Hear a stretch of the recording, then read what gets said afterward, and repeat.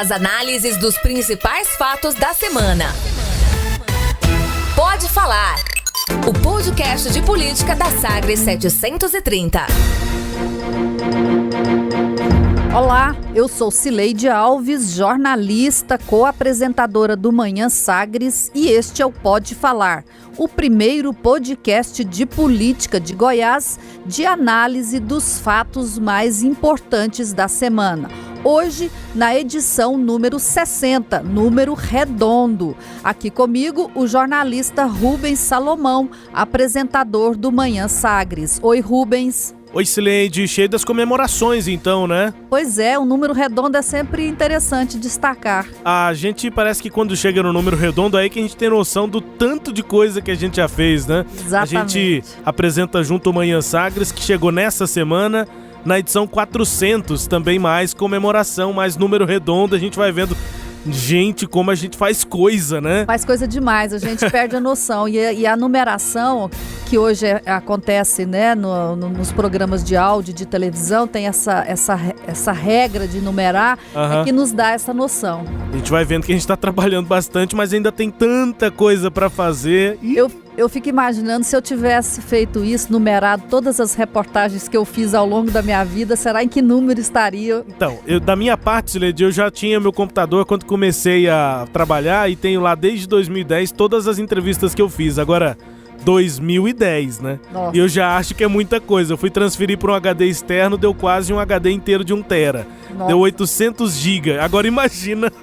se fossem as suas reportagens todas, né? Mas ela ocuparia menos espaço porque o seu é áudio e o meu é texto, né? Aí texto é leve. E tem íntegras de entrevista, tem essas coisas. Mas enfim, edição 60, vamos que vamos para esse podcast, Leide. E nesta semana em que o governador do estado foi internado no Hospital Sírio-Libanês em São Paulo e fez uma angioplastia, o debate político esquentou mesmo foi na Assembleia Legislativa e o assunto foi a CPI dos incentivos fiscais, de novo um tema aqui do nosso podcast neste primeiro bloco. O segundo assunto será o vai e não vai da votação do Plano Diretor de Goiânia. E no primeiro bloco, nós voltamos de novo a discutir a CPI dos incentivos fiscais. Nós já tratamos desse assunto aqui no nosso programa. E agora, por conta do ânimo que esquentou entre os membros da CPI, especialmente o deputado estadual Humberto Aidar, do MDB, e o empresário Sandro Mabel. A coisa esquentou porque a entidade, o Fórum de Entidades Empresariais, publicou uma nota nesta semana criticando duramente o deputado e houve uma reação por parte da Assembleia Legislativa que emitiu uma nota em defesa de Humberto Aidar e da CPI. Eu acho que a gente pode entender bem o que aconteceu nessas notas e nas repercussões seguintes, Rubens, pelas falas de dois dos protagonistas desse imbróglio, que são, em primeiro lugar, o ex-deputado Sandro Mabel, que antes da nota ele tinha divulgado um vídeo a respeito do assunto, e a resposta que foi dada pelo deputado Humberto Aidar. E o Mabel pedindo ainda ser ouvido pela CPI, né? Fala sobre isso. Fala sobre o fato de ele não ter sido ouvido, o requerimento foi negado nesse sentido.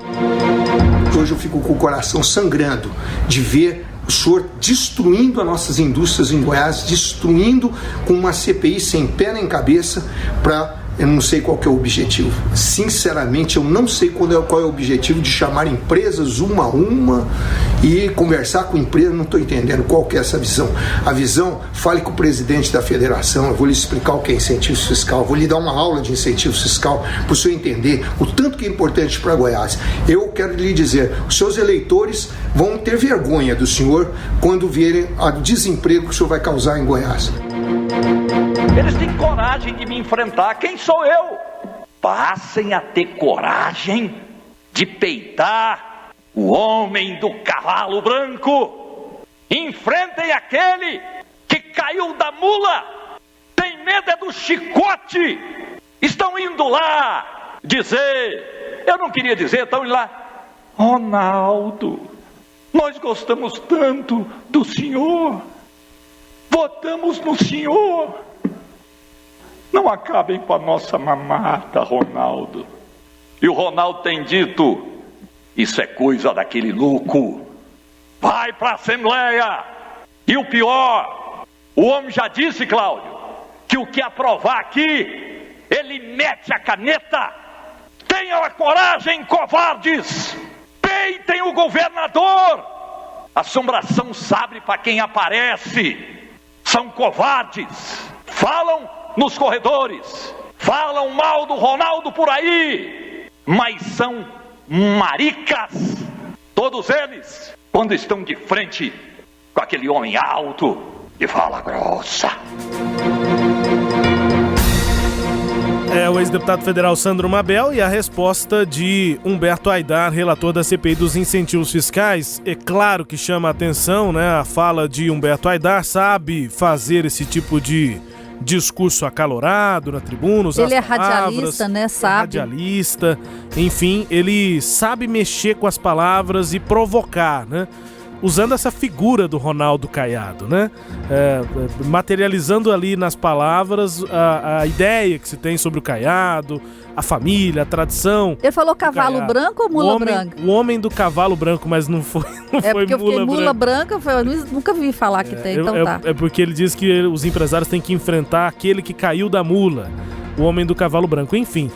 Só que nesse interim, entre a fala de Sandro Mabel e a de Humberto Aidar, tem um fato político importante, que foi a publicação pelo Fórum das Entidades Empresariais do Estado de Goiás de uma nota na capa do Jornal Popular que chamou muita atenção, citando nominalmente Humberto Aidar e fazendo críticas à atuação da CPI, dizendo que a CPI muitas vezes é destemperada e que não tem embasamento técnico para fazer as críticas que Humberto Aidar tem feito, mas assim, a nota personaliza as críticas, né? Na figura do deputado Humberto Aidar, que respondeu assim, mas como você disse antes, né, Celede? Não foi só a resposta do Humberto citado pelos empresários, mas a resposta praticamente da casa, né, da instituição em defesa a essa CPI. Houve essa reação corporativista lá dentro, da mesma forma que foi uma reação corporativista dos empresários, que eles se reuniram todos no fórum para assinar essa nota que foi publicada na quinta-feira. A Assembleia também se uniu para fazer a mesma coisa, para defender o deputado Humberto Aidar e a CPI dos incentivos fiscais. Agora, o que está por trás desse debate é uma questão que ainda precisa ser esclarecida. A CPI dos incentivos fiscais, ela está ouvindo empresários dos setores de leite, do setor de frangos, né, de aves, de carros, soja e álcool. Foram os segmentos escolhidos para fazer o debate. Nesse vídeo que a gente tocou um pouquinho dele, o Sandro Mabel questiona muito, ele argumenta que a CPI selecionou empresários para poder fazer as audiências, e que ele acha que ele, como líder classista, é que ele deveria ser chamado. E eu acho até que ele foi um pouco arrogante, né? Quando ele diz, me chama, deputado, que eu vou lhe dar uma aula do que é incentivos fiscais.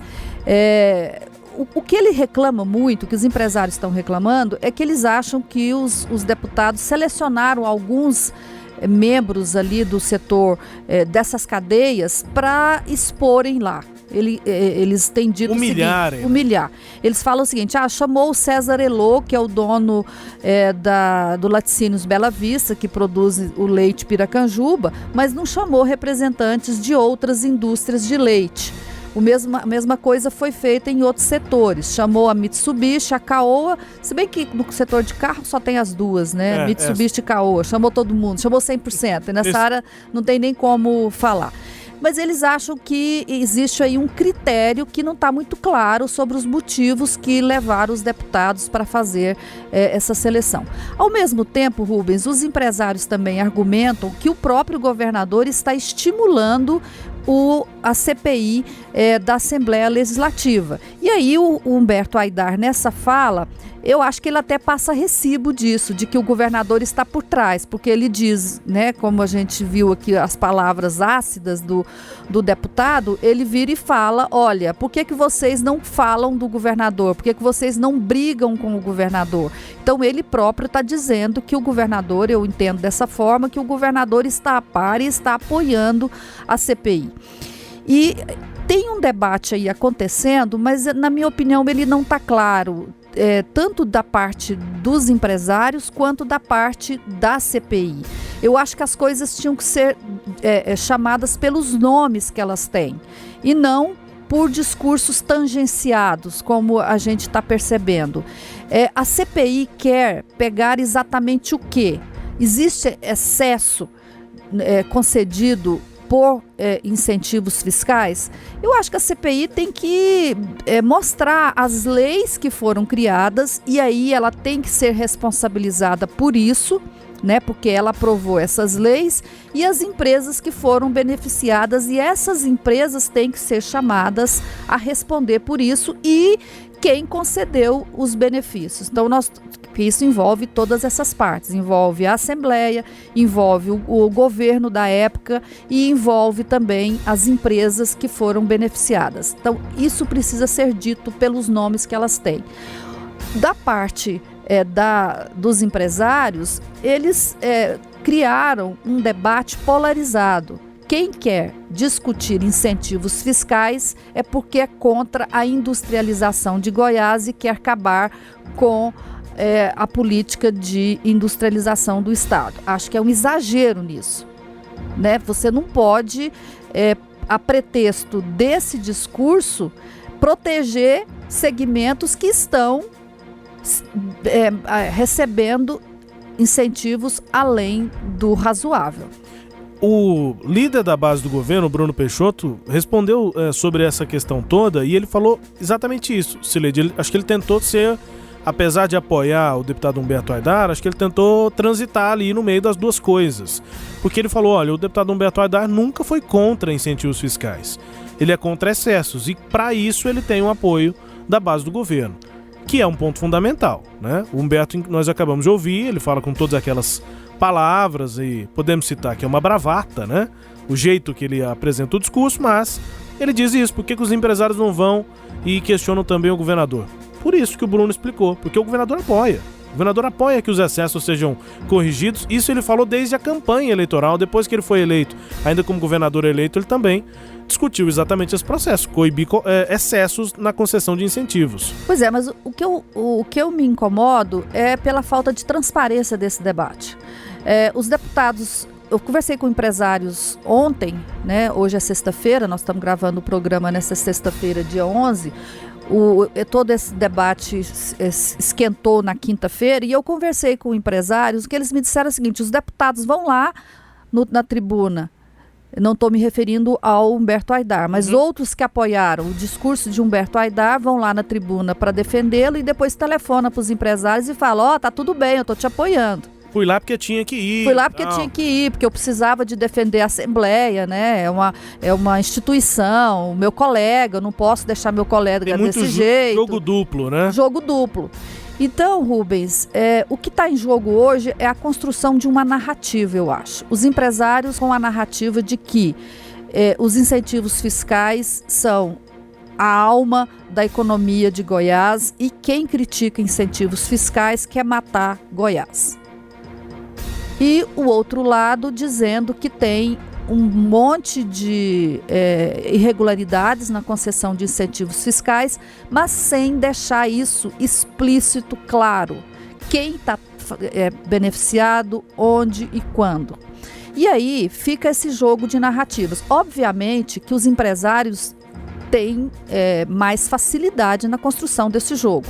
Primeiro porque eles são os donos das empresas que geram os empregos. Eu vi lá em Catalão o discurso do vereador Rodrigão, que é do sindicato, lá dos trabalhadores da Mitsubishi, e que ele foi lá na Câmara de Catalão e fez exatamente esse discurso. Olha, a CPI vai levar a Mitsubishi a falência, porque ela está tirando os incentivos da Mitsubishi. E ao tirar os incentivos da Mitsubishi, a Mitsubishi vai fechar e os 2.000 e tantos empregados da empresa aqui vão ser demitidos.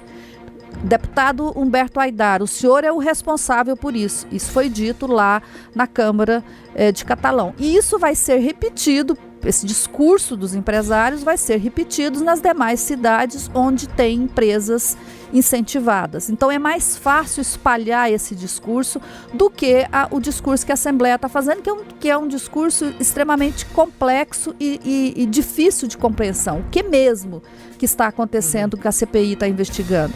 Então, na construção dessa narrativa, Rubens, eu acho que os deputados perdem.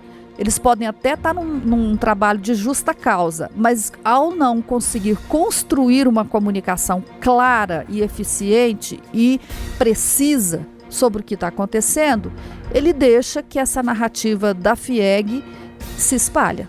Eu tenho a impressão, Cília, de que nessa construção de narrativas, de um lado, de fato, nas bases, nas cidades onde tem as empresas, e que todo mundo sabe nessas cidades em que aquela empresa é fundamental para a vida econômica da cidade, as pessoas trabalham lá, aí o discurso tem total razão. Inclusive o Rodrigão em Catalão, o pessoal de Rio Verde, que tem empresas que têm incentivo lá, o pessoal de Piracanjuba, enfim, outras cidades, Anápolis, né, tem um setor de farmacêutico lá que também tem benefícios. As pessoas entendem mais claramente porque a vida delas depende muitas vezes daquele emprego, daquela situação econômica. Mas no geral, acho que o discurso agressivo aí do Humberto Haidar, ele tem abrangência. As pessoas que não têm ligação direta com essas empresas, elas entendem que sim, grandes empresários têm benefícios do poder público. E a gente informa que já há alguns anos, né, durante esses anos de tempo novo, digamos, né, de hegemonia do PSDB, a gente informa em muitos momentos os incentivos fiscais estavam muito relacionados a, por exemplo, doações de campanhas. E me parece, primeiro nesse ponto aqui da narrativa, que sim, os deputados têm um campo para trabalhar, que é esse, o campo daquelas pessoas que não têm relação direta com as empresas, mas que percebem que grandes empresários tiveram benefícios em muitos momentos excessivos no Estado. Agora, de um outro lado, Sileide, além da questão das narrativas, me parece que há um sentido político da realização dessa CPI e muitas vezes levar lá empresários que tinham relação política com o governo passado. Me parece que é esse governo, com um deputado que é da base do governo, com o apoio da Secretaria de Governo, com o apoio do Palácio, da liderança do governo na Assembleia, me parece que é um posicionamento político nesse setor econômico do Estado em relação a empresas que tinham sim um relacionamento com o PSDB e com os líderes, né, do governo passado. Acho que é um posicionamento político também. Ô Rubens, eu até concordo com você nessa análise que você faz aí do discurso, né, que os deputados também têm um discurso a ser construído, só que é o seguinte, o governo até tem um bom argumento. Qual que é o argumento do governo? O Estado renunciou a muito recurso, muito tributo, e hoje ele precisa de fazer políticas públicas, né? Precisa de atender saúde, educação, e não tem, a receita não cresceu muito, precisa de aumentar a receita para atender também essas políticas públicas advindas e de demandas que cresceram, exatamente porque o Estado industrializou-se, mas aumentou consequentemente a demanda da população. Então isso é um fato. Só que esse é o argumento que eles não estão sabendo construir e defender no discurso que estão fazendo na Assembleia Legislativa. Eu acho que há essa dificuldade. Você se lembra que o Caiado não é o primeiro governador a querer mexer nos incentivos fiscais. O próprio Marconi Perillo, que foi quem concedeu a maioria desses incentivos que que hoje está sendo discutido, ele fez um movimento em 2017, via Tribunal de Contas do Estado, para tentar fazer uma discussão sobre isso. Na época, o então, aliás, que não era só um conselheiro, o Sebastião TJ, que agora é pai do vice-governador, mas na época ele era ligado a Marconi Perillo, né? O Sebastião TJ deu um parecer dizendo que a renúncia fiscal de Goiás era muito elevada, uma das maiores do país e que precisava rever. Marconi, então, fez uma discussão com os empresários reagiram dessa forma que estão reagindo agora, que ia desindustrializar Goiás, que as empresas iam sair daqui, que tem que ter segurança jurídica, você não pode mudar as regras no meio do jogo, fez todo esse discurso e o Marconi recuou. Ele fez uma negociaçãozinha lá, mas recuou. Então, essa ideia, né, de que é preciso rever a dosagem dos incentivos fiscais não é nova. Só que quem defende isso não conseguiu dizer claramente qual é o excesso da dose. Quer dizer, o governo quer o quê? Ele não quer acabar com incentivos fiscais, eu entendo dessa forma, mas ele quer mexer na dose dos incentivos. Só que os empresários dizem que ele quer acabar. Ele não foca na dose, porque não interessa, porque interessa... Aí é a narrativa, né? Aí é a narrativa.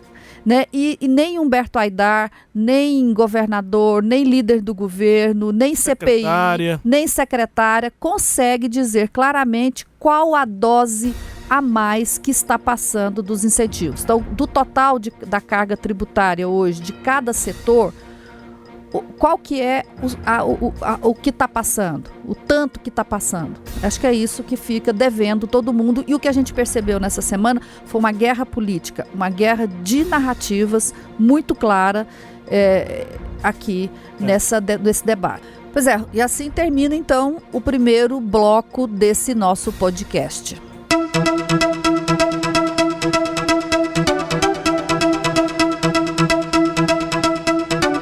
Neste segundo bloco, a discussão e apreciação do plano diretor na Câmara de Goiânia. O projeto levou 2 anos para ser elaborado, contou, em tese, com a participação de 6 vereadores representando a Câmara. Chegou no Legislativo em junho e só nesta semana recebeu parecer da Procuradoria da Casa. Agora ele precisa ser votado ainda na CCJ antes de ir para o plenário. E os prazos do calendário estabelecido pela mesa diretora já venceram todos, Rubens. Por esse calendário, o projeto teria de ter sido votado já na CCJ no dia 11 de setembro.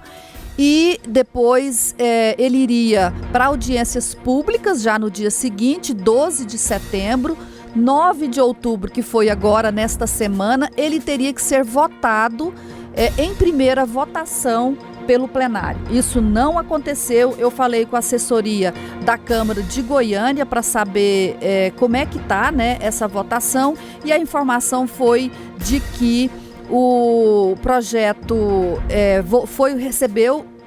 finalmente teve, né, a Procuradoria concluiu o parecer na quarta-feira e o encaminhou à CCJ para ser apreciado por lá. E agora o Romário Policarpo já fala em contratar uma empresa para fazer uma análise do projeto. Assessoria privada. Uma assessoria, e essa assessoria, antes de ser contratada, precisa de ser consultado o TCM e também o Ministério Público para saber se a Câmara pode fazer essa contratação. Quer dizer, uma conversa assim, muito enrolada, né, não? Muito enrolada, não dá para entender exatamente por que esse plano diretor não tem uma tramitação mais agilizada. E não que a gente não entenda que o caráter técnico tem que ser detalhadamente verificado. Agora, a gente realmente esperaria algo mais ágil, né? Com um cronograma que fosse cumprido, enfim. Mas há uma avaliação lá na Câmara de que os vereadores estão percebendo que a matéria é mais complexa do que eles imaginavam, que vão precisar de mais tempo.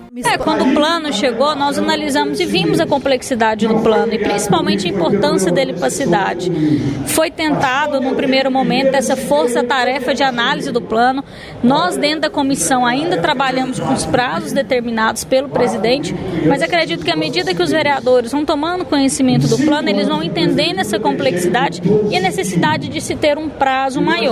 Mas o cronograma inicial estabelecido pela presidência sob o controle da CCJ será seguido. Me espanta muito, né, que os vereadores só agora estão descobrindo a complexidade de um plano diretor. Eu, que não sou vereadora nem nada, sei disso. Não vai votar nem sim nem não. Nem vou votar nem sim nem não, tem essa noção clara, né? Essa é a presidente da CCJ, Sabrina Garcês, que estava dizendo, inclusive, que ela antecipou isso, né? Que quando o projeto chegou lá, você lembra, né, Célia? A gente perguntou para ela e ela disse para a imprensa, não, isso aqui não vota antes do final do ano, não, fica para 2020.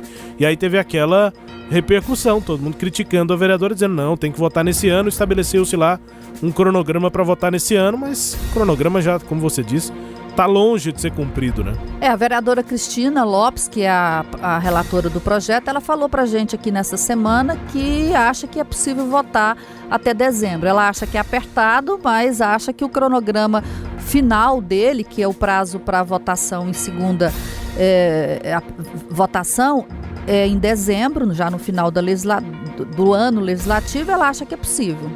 Bom, nós enviamos em junho, né, o plano diretor, conforme eu falei. Nós já tivemos, inclusive, uma nota técnica da OAB dizendo que o plano cumpriu todo aquele trâmite, aquele rito que a Constituição e que o Estatuto da Cidade estabelece. Tá sim um pouco demorado, né? A gente observa que na CCJ, efetivamente, parece que o plano ainda nem começou a tramitar, ele está suspenso em decorrência de um parecer da Procuradoria da Câmara. Eu creio sim que é necessário uma análise da Procuradoria da Câmara, mas uma análise que, citando o exemplo da OAB, demorou cerca de uma semana para ficar pronta, né? E isso já fazem alguns dias, né? O secretário de Planejamento da Prefeitura de Goiânia, Henrique Alves, que foi a secretaria responsável pela elaboração do plano diretor, admitindo que está demorado e que esperava uma avaliação, pelo menos essa da Procuradoria, mais rápida. Dá esse exemplo da OAB. A OAB emitiu um parecer favorável ao plano diretor, a essa revisão, muito mais rápido, né? Coisa de uma semana, e demorou meses. Aí o projeto chegou lá em junho, no meio do ano. E agora é que saiu o parecer da Procuradoria, começando a ter tramitação na CCJ.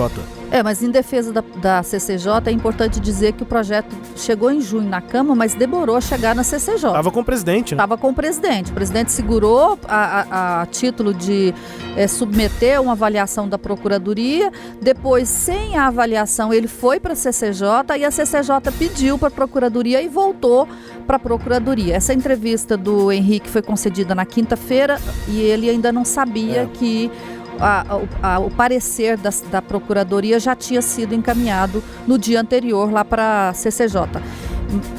Eu acho que ele tem razão nesse aspecto de avaliação de rapidez, porque o que a CCJ tem que avaliar não é o mérito do projeto. É só a legalidade do projeto. A OAB avaliou a legalidade e considerou que está tudo correto em uma semana. Então a CCJ não precisava de tanto tempo. A comissão que tem que avaliar o mérito é outra, né? E aí certamente ainda vai passar por lá e ainda vai ter essas discussões. São comissões específicas, vai ser a junção da Comissão de Urbanismo da Câmara com a Comissão Mista. Uma comissão bem maior do que os 5 membros da CCJ, mais gente debatendo, mais gente querendo apresentar emenda. Então tem CCJ, primeira votação no plenário, mais essa comissão e depois segunda votação. Muita coisa ainda. E o que me incomoda não é nem o fato do vereador querer discutir, eu acho que isso faz parte. O que me incomoda é um jogo que está escondido nesses discursos de falar, não, tem que ter tempo, nós temos que conhecer, o outro, não, nós temos que votar porque já está discutido. É o jogo que está por trás disso, esse jogo que não é muito claro para a população. E aí, só para lembrar, no dia 17 de setembro, o Romário Policarpo fez um discurso que, a meu ver, extremamente estranho, em que ele disse que vereadores estavam sendo ameaçados para não mexer no projeto da Câmara, sem falar quem que era, quem fez a ameaça. Quer dizer, eu busco isso só para reforçar esse meu argumento de que tem um jogo ali por trás que nós não conhecemos, que o eleitor e o morador da cidade não sabe qual é. Parece que alguém está querendo ganhar tempo para alguma coisa, né? Ou está chamando para alguma coisa também, né? Convidando, né? Tem tempo, vamos arrumar mais tempo. Vamos conversar. Venham, vamos conversar. Enfim. Bom, a gente encerra então este bloco e vamos agora ao quadro Língua Solta, com a música tema Mundo Melhor, da primeira banda goiana de rock, o Língua Solta.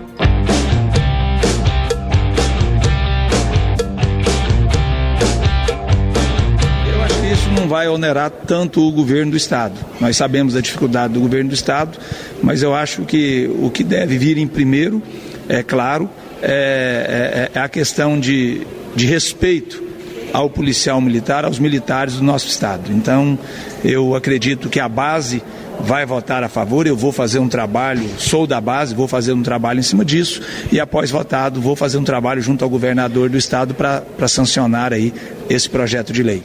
Deputado Amaury Ribeiro, do Patriota, da base do governo de Ronaldo Caiado, o que ele acha que não vai onerar tanto assim o governo do Estado e que pede a aprovação dos colegas da base lá, Cileide? Pois é, ele é língua solta por isso. Ele fez um projeto de lei que vai aumentar as despesas do Estado e ele acha que não vai aumentar muito.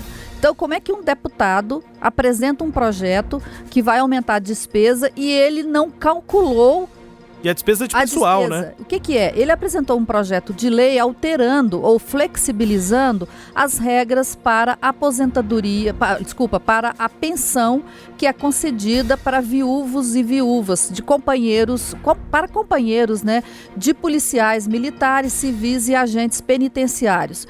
A lei atualmente estabelece que a pessoa que tem direito, candidata à pensão, ela tem que ter mais de 44 anos, o casamento, a relação tem que ter mais de 2 anos e tem também um terceiro critério que eu me esqueci. Ou seja, por que a lei faz isso? Para a pessoa que não casou ontem, o companheiro morrer hoje e ele já passar a ter direito. Ou então ser muito novo, né, ter menos de 44 anos, a pessoa está aí com 20 e poucos anos e já passa a ter direito a uma pensão para o resto da vida. O deputado está acabando com essas regras, num momento em que o governo tem um déficit de previdência de 230 milhões de reais por ano. Então, por mês, desculpa, por mês, é 2 bilhões e 900 milhões por ano. Então, o deputado não está aumentando o gasto público, ele está aumentando o déficit público, o que é muito mais grave. Já seria ruim aumentar o gasto, mas aumentar o buraco, aí é pior. Agora, eu destaco, além dessa questão, Cileide, o fato do Amaury Ribeiro estar aqui no Língua Solta, que é o seguinte, ele diz, eu acho que não vai onerar tanto assim o governo. E a prioridade aqui, segundo o deputado, é atender esse direito, porque as pessoas têm que ter esse direito, têm que ter essa facilitação e tal. Eu gostaria muito de, então, guardar no bolso essa declaração do deputado para os momentos em que o governo apresentar projetos que restringam direitos de servidores. Se ele vai votar como o governo indicar, porque ele é da base do governo, ou se ele vai votar com as categorias que ele tanto valoriza. E aí o que eu acho que é pior, né? Ele vai, ou então, o que ele pode fazer? Ele vai votar no projeto a favor de manter as aposentadorias para os policiais e vai votar contra a aposentadoria para os demais servidores públicos. Tem uma reforma da Previdência prestes a chegar aí, né? Exatamente. Bom, Rubens, termina aqui o Pode Falar, o primeiro podcast de análise política de Goiás. Comigo, Cileide Alves, e com Rubens Salomão. Rubens, tchau, tchau. Tchau, Cileide. Até a próxima. Obrigado a todos aqui que nos acompanharam. Tchau, tchau. Você ouviu Pode Falar, o podcast de política da Sagres 730. Uma análise de credibilidade a cada edição.